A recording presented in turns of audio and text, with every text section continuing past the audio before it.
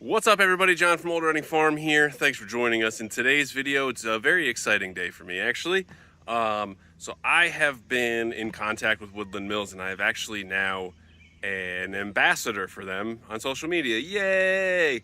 So what that means is nothing will change here, because one of the great things about Woodland Mills ambassador program is that there's no affiliate links. So I'm not going to be telling you to click the link in my description and use code Old Running Farm or anything like that.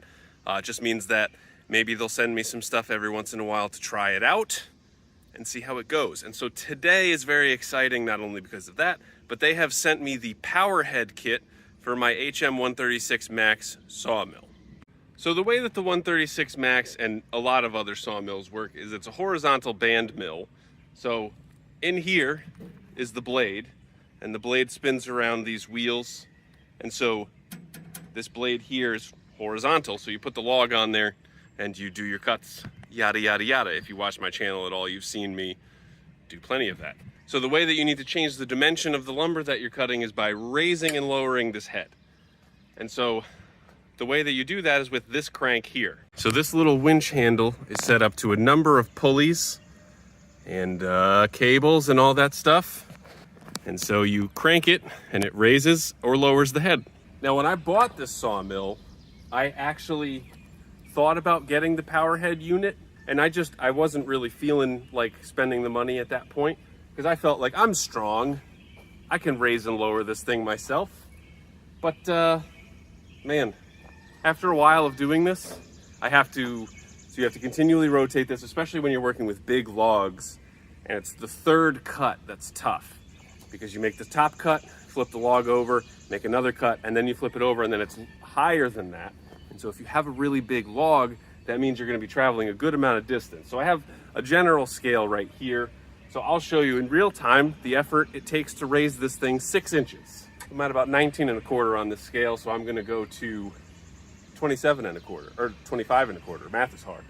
Here we go.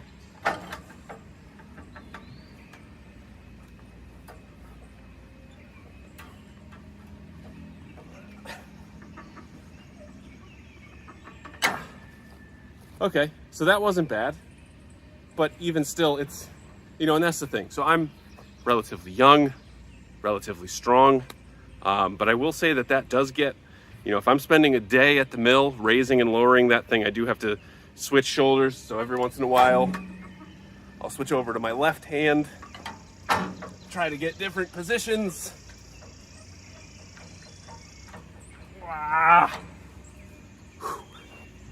It's one of those things that it's definitely not impossible, but it's a lot. So I am certainly thankful that Woodland Mills decided to send me this power head. So this is going to enable me to raise and lower the head with just a push of a button. Let's take a look at the install. So currently, the portable sawmill power head is only compatible with units that they sell that come with a battery. So that would be the HM136MAX, the HM130, and the HM130MAX. If you don't have a Woodland Mills portable sawmill that has a battery already, you'll have to contact them to get it to work right. So the first thing that you're gonna do is lower the saw head all the way to the bottom. Crank it down, and then basically it sits right on the black feet, and then that will just give the cable that's attached to the winch some slack. Next up, there's a jam nut on the sawmill side of the crank handle. So there's just a little, and that was a 3/4 inch wrench that I used to get that out. So once you get the 3/4 inch jam nut loose, then you can put so in the instructions it says it's a 5mm hex key, but for me I needed to use a 6mm, and I don't know if that's because I have the 136MAX or whatever. But so you put your hex key in there and you loosen it, and then you'll see that the threaded jam plunger comes into that little housing. Then you're going to take the compression spring out. I just used another little hex key. It wasn't really that hard to get out of there. It's really no big deal. Then you can use a pin punch to tap out the spring pin, and that's what holds the crank handle onto the actual shaft itself. And so once you pop out that spring pin, you can just slide the crank handle right off there. Then it is removing 2 bolts from that little wheel, which is the index plate And so that was just two 10 millimeter bolts. Then there are some instructions for older sawmills. I'm not going to go over that. That's just going to be for me. Whew, it is hot today. So I'm pausing this now because there's this little piece I was trying to fit. The next step is to fit the collar of the power head onto what remains of the winch shaft, and it wasn't quite lining up for me. It didn't really make sense. So, and I didn't see any instructions in the manual, and maybe it's just, you know, people just know. But so there's this little piece here, which is a little sort of plastic bushing, and this little gear.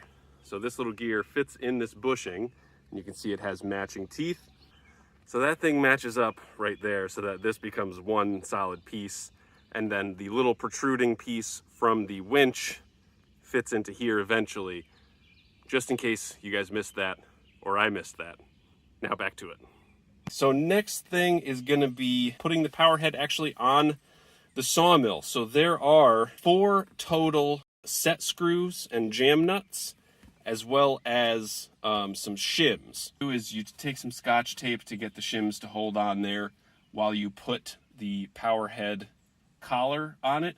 And then so what you're going to do, you're not going to put it all the way in. You'll see once you have that bushing in the center with that other gear, there's a spring pin hole on that gear, and there's also a spring pin hole on the lead screw coming out of the sawmill. Before you slide that collar and that gear all the way over the lead screw, you're going to turn the lead screw on the sawmill side so that it matches the hole on the gear. Sorry for being so, I'm gonna show you guys the actual thing. This is gonna show a better idea of that. So you see there's a hole on the lead screw, which is that one, and there's a hole on the gear side.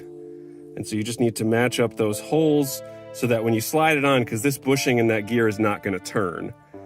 So you slide that on, and then you take the spring pin and you just knock it in there. I used, again, a chainsaw file, but I guess if you have an awl or something, it'll be better. All right, and then once you got that all set, you can tighten the set screws with, I think that was, again, a 5 millimeter hex key, and then you can tighten the jam nuts, which I just used, that was a 5/8 ratchet. Once you're done with that, it's really simple. There's just 2 cables that you connect. There's the rocker switch cable to the motor cable, and then you just run the cable on over to the battery. And obviously you connect positive to positive, negative to negative. And then once you get that, you are all set. Super easy. That is pretty cool, man. So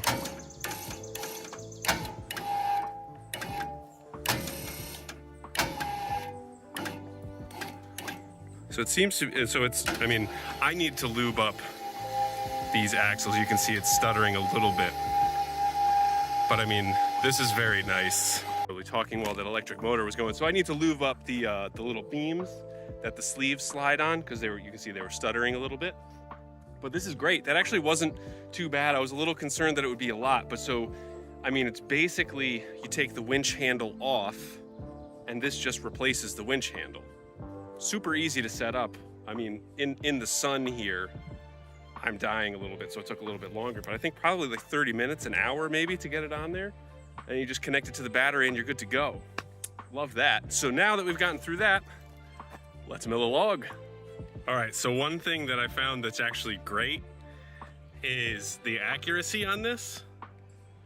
So I'm gonna try to hit 22, 23, and 24 right on the money.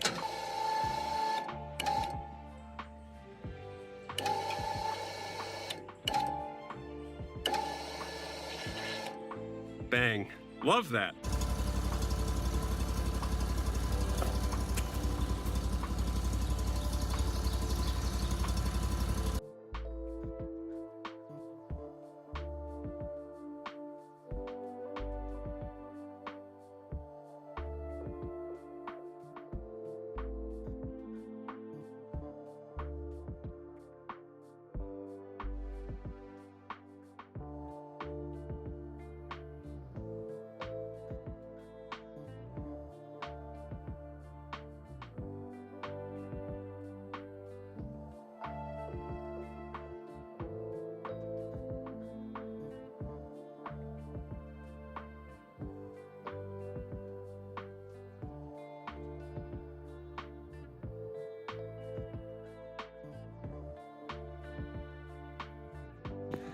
Okay. All right, so apologies. It's so hot, my phone keeps turning off. But so this is sort of what I was talking about earlier. So I finished my last cut, and I probably have like another 6 inches to go up. And like I just flipped this log, and you see, so it's a lot. So usually I have to crank and crank and crank and crank and crank. But now we can just raise it with a lift of a button. And honestly, this is faster, way faster than I can crank. Like, it may not look that fast, but it is. Love it! Oh man, it is so freaking hot. But anyway, this thing is so freaking awesome. Literally is gonna save my shoulder. And this thing is so easy to install, and it's perfect. Couldn't be any better. Love it. Thank you to Woodland Mills for sending that to me. And I'm gonna have to take a break. It is way too hot to keep doing this out here. So thank you guys for watching. I'll see you next time.